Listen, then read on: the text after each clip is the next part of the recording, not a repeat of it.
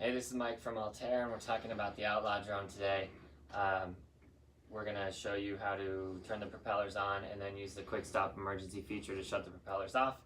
One caveat here, do not fly this drone inside. This is not an indoor drone. It is made for outside. You need wide open spaces to fly this drone, so be very careful. Let's show you how to turn it on. To unlock the propellers, you just press the red button on the top left, and the propellers are going to free up and start moving. Now I'm going to show you a little bit of acceleration here, and if you want it to shut off, you push the stick down and hold the red button down, and it shuts off. Push the left stick down and hold the red button down, and in 3 seconds it's going to shut off. Now if it's in the air, flying 100 meters in the air, and you hold the stick down, it's going to come down and land.